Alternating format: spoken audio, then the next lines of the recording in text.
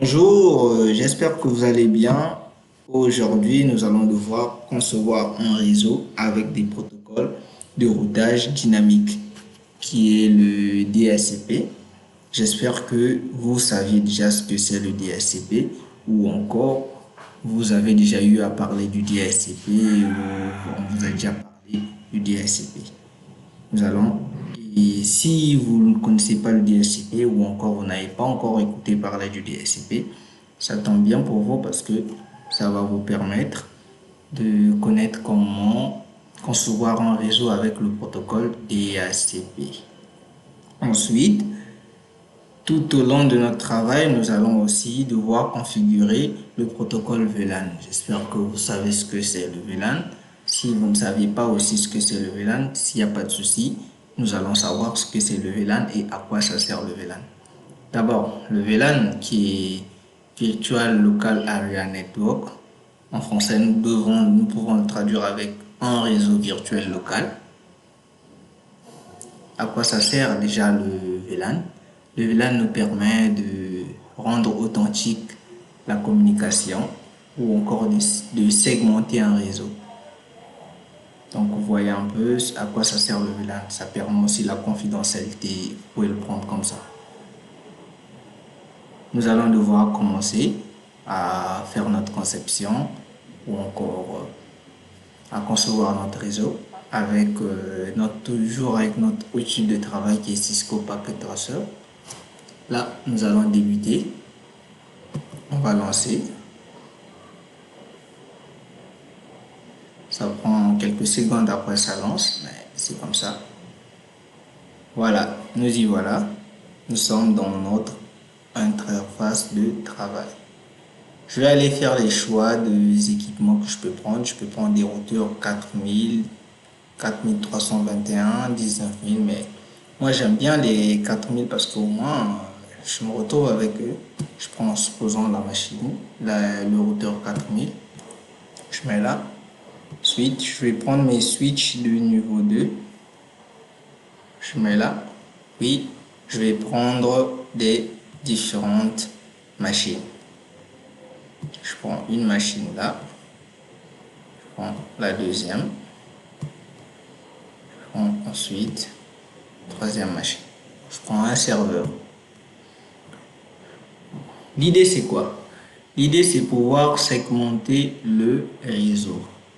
On suppose que c'est une petite boîte, nous n'avons pas assez de moyens pour acheter plusieurs équipements. Donc, nous allons devoir concevoir ce réseau avec le VLAN pour permettre au switch de devoir décentraliser, quand on peut le dire comme ça, ou encore séparer chaque administration. Là, nous allons commencer avec ce switch-là ou encore nos trois machines. Qu'est-ce que nous allons faire? Nous allons devoir concevoir un adressage réseau comme ça vous chante. Hein? Tel que voilà, je vais devoir prendre pour la première machine, je vais devoir l'attribuer une adresse ou encore je vais leur attribuer des adresses. Je prends l'adresse 168.1.0/24. Je vais aller prendre le deuxième. Je prends 168. Je prends 192.168. Je vais aller prendre, je vais changer. 172.31.1.0/24. Puis je vais aller sur notre serveur. Je vais aller prendre le 192.16.1.0/24. J'ai dû faire mon adressage réseau. Puis je vais devoir faire le même dans mes différents équipements qui est le switch et le routeur. Qu'est-ce que je fais avec le switch? Je commence avec le switch. Qu'est-ce que je fais avec le switch?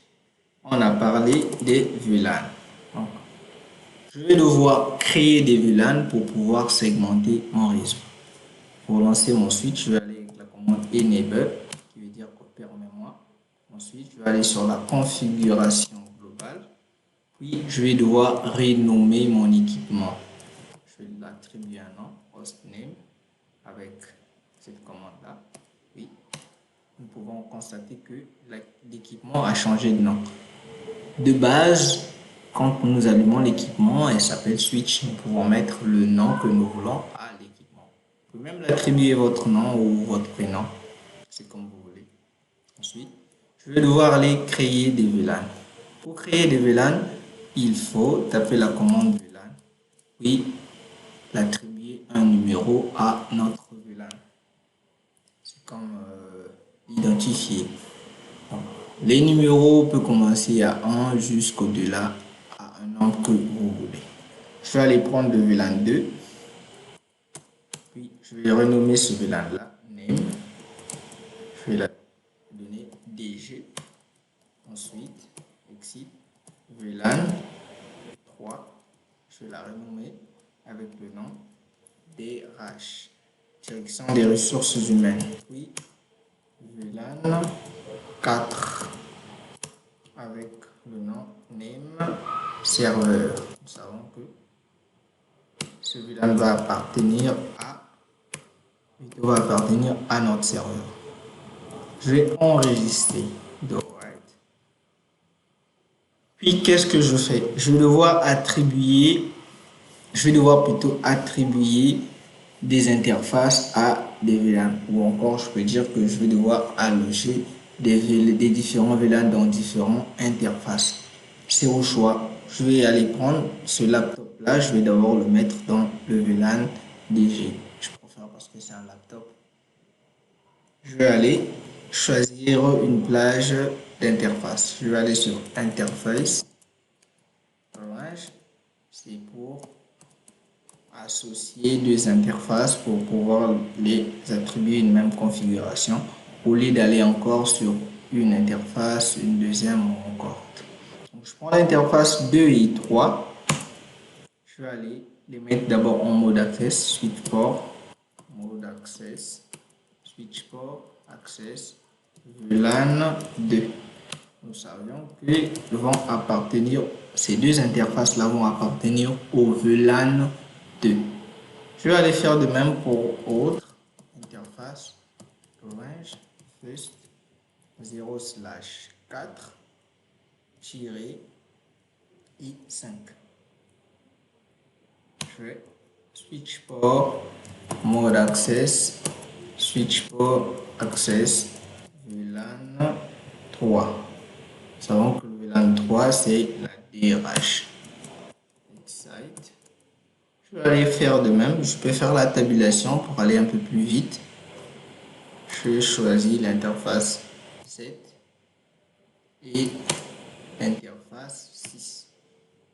Je vais entrer switch port mode access, switch port access, VLAN 4. Ensuite, excite, do provide. Je les ai enregistrés dans la RAM. Qu'est-ce que je fais ensuite?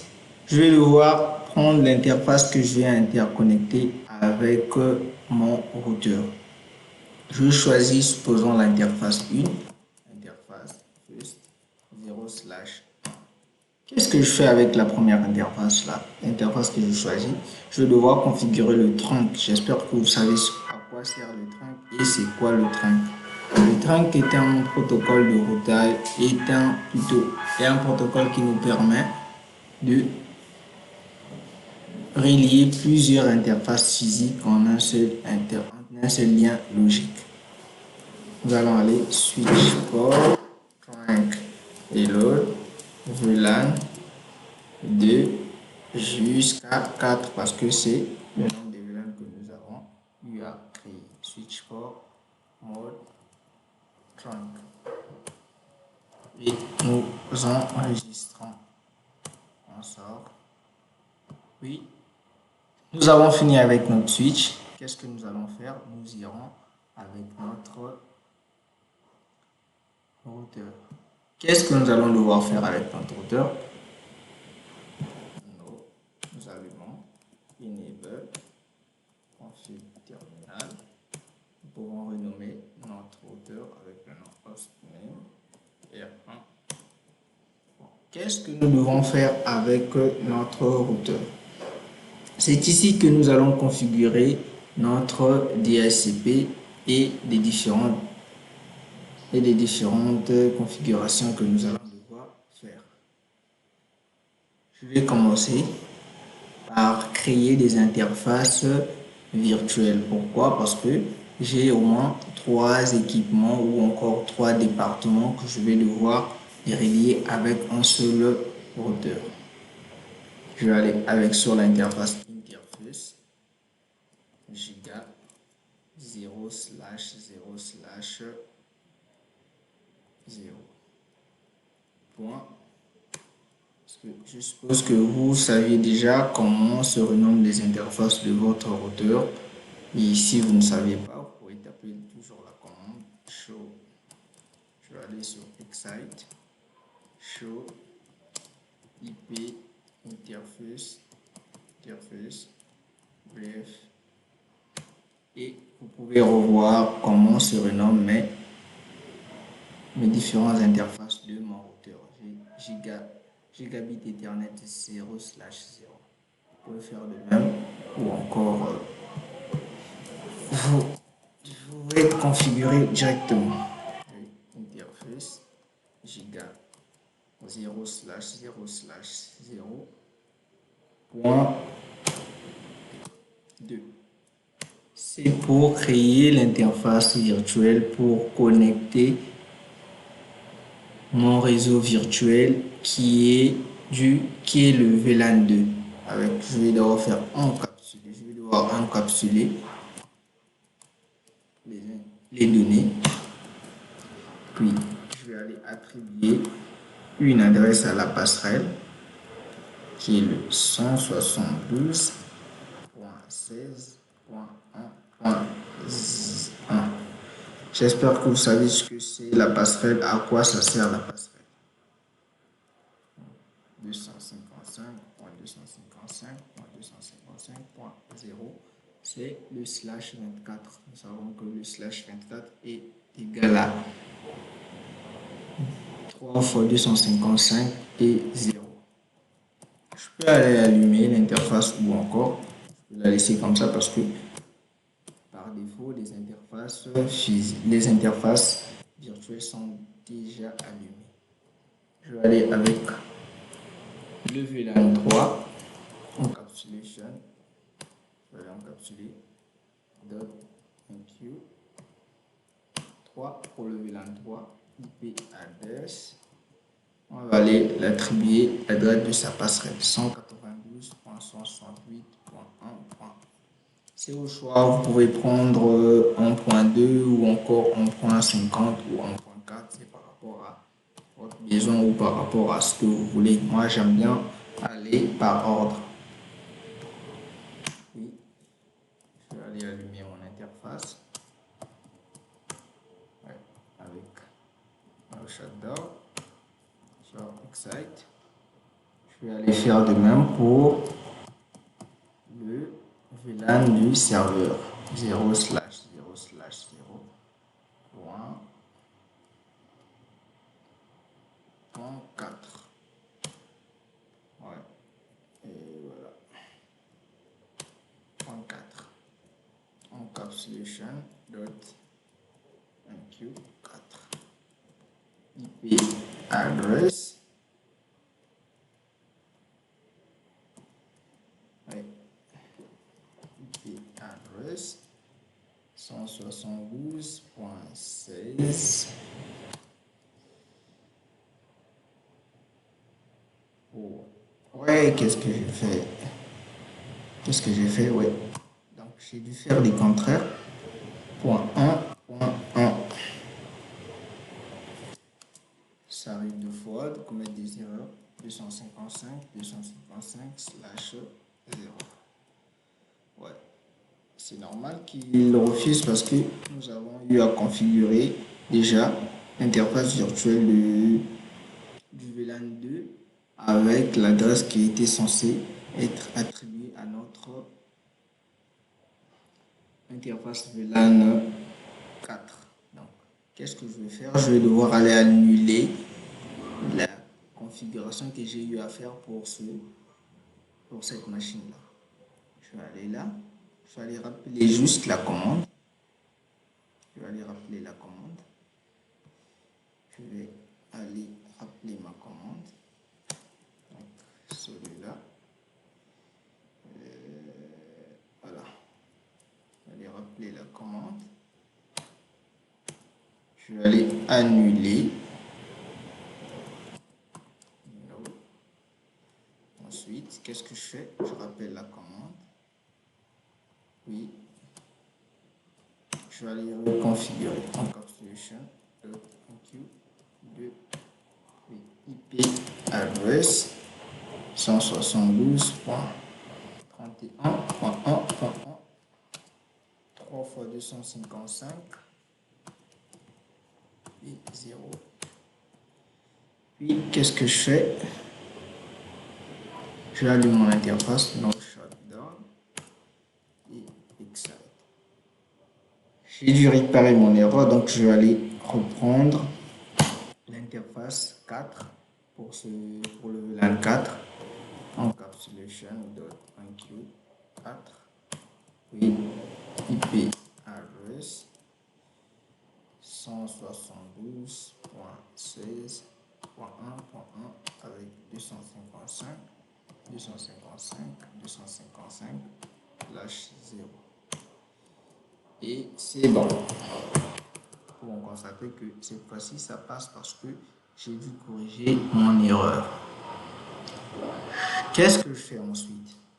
Ensuite, nous avons parlé du protocole DHCP. Nous allons devoir configurer le DHCP sur cet équipement afin que le DHCP puisse attribuer des adresses IP à nos différents équipements d'une manière dynamiquement. Des fois, ça va être un peu lamentable d'aller sur chaque équipement et configurer des adresses. Des fois, on peut avoir plus d'équipements, on peut avoir 50 à 100 ou encore, ou même. Je ne pense pas que ça va être mignon, que vous allez sur chaque équipement, chaque ordi où vous allez attribuer des adresses. C'est pourquoi les concepteurs ont dû penser à nous et ils ont eu à penser à concevoir le DHCP, qui est le protocole qui va nous permettre d'attribuer nos adresses.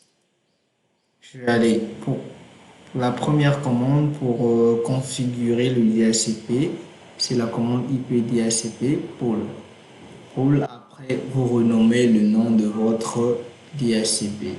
Moi, je suppose que j'ai déjà eu à créer des VLAN, donc je vais aller en ordre tout en suivant les noms et prénoms, les noms plutôt que j'ai eu à utiliser pour créer mes VLAN. Je vais aller avec DG. D'abord, je vais sur Network, le sous-réseau, le réseau plutôt, 1, 0, 3 fois 255. Ensuite, je rentre default router, l'adresse de la passerelle, 31.1.1. Ensuite, je vais aller exclure l'adresse de la passerelle afin qu'il ne puisse pas l'attribuer encore à des machines. Sinon, nous verrons que notre DHCP ne pourra pas fonctionner. Je vais aller prendre IP DHCP pour DRH Network. Vous pouvez mettre le nom que vous voulez ou encore comment vous voulez renommer votre DHCP. 192.168.1.0 3 fois 255.0 default router 192.168.1.1. Je vais aller exclure l'adresse de la passerelle IP DHCP exclusive adresse 192.168.1.1. Je vais aller faire de même pour le serveur IP DHCP serveur network 172.16.1.0 3 fois 255 0. Ensuite, default router 172.16.1.1. C'est l'adresse de notre passerelle. IP DHCP excluding adresse 172.16.1.1. J'ai fini de configurer mes différentes configurations que j'avais. Qu'est-ce que je fais? Je vais aller d'abord allumer l'interface de base qui est l'interface physique. Je vais pouvoir connecter avec mon switch avec la commande no shutdown. Nous allons enregistrer tout right. Qu'est-ce que je fais? Puis je vais interconnecter mes différentes. Je vais aller là, ici, je vais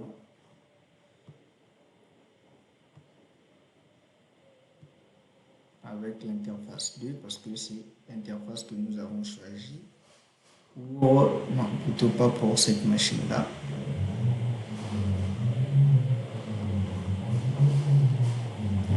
Nous allons prendre, voilà, pour ce laptop là. Je vais là. Pour celui-là, on avait pris le 5 et le 6. Pour lui. Voilà. Oui, on avait pris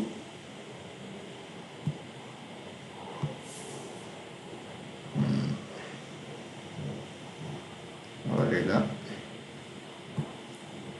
On avait pris le 6 et le 7 pour cette interface. C'est quoi? Je vais aller activer le DHCP sur mes équipements, sur mes laptops, afin qu'ils puissent recevoir des adresses dynamiquement. Je vais là, je vais aller sur le laptop, je fais de même.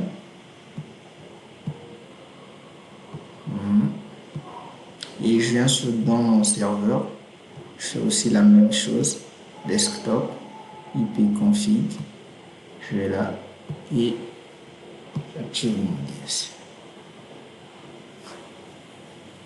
Donc, là, vous constatez que notre laptop vient de recevoir son adresse IP qui est le 172.31.1.1.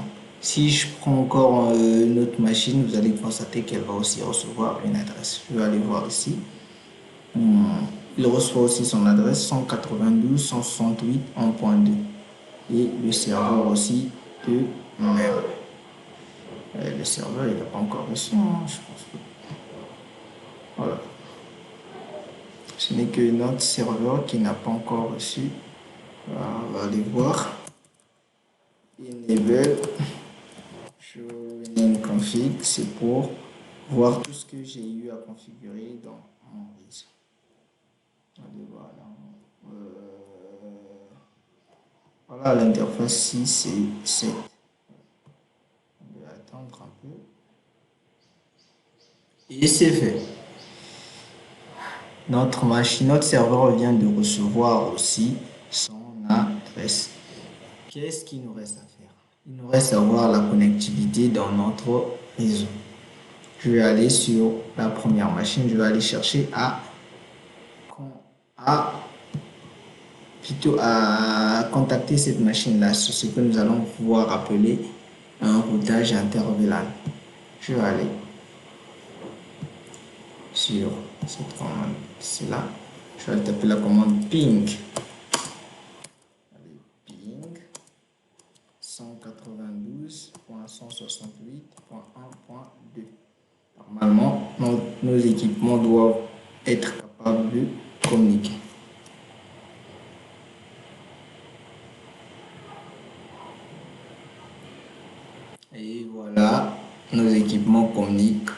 sans problème. Je vais aller faire de même pour lui avec le serveur. Je vais aller ping 172.16.1.2.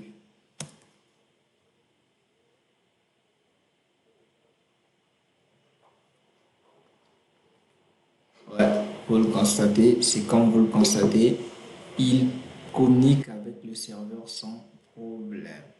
Sans problème. Je peux aller essayer aussi à envoyer le message. Ou encore, supposons vous avez écrit le message ou vous avez pris le paquet. Ça peut être des vidéos, ça peut être encore des dossiers que vous allez envoyer pour voir un peu ce qui va se passer. Je fais là.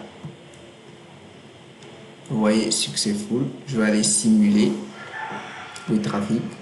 Nous allons pouvoir voir ce qui va se passer.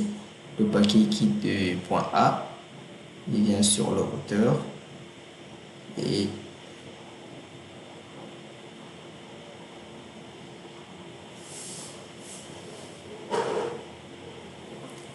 jusqu'à la destination. Ici, il est encore écrit in progress parce que la machine qui a envoyé le paquet n'a pas encore reçu l'accusé de réception. Voilà. Jusqu'à ce que... Voilà. Donc, notre travail a été très bien fait. Merci beaucoup, je vous remercie. Donc, nous avons pu voir un peu ce qu'on a pu faire aujourd'hui. J'espère que cette vidéo vous a servi à quelque chose. Je vais vous recommander de vous abonner à la page, partager et mettez plus un pouce bleu. Cela va permettre au développement de notre chaîne. Merci beaucoup. À la prochaine vidéo.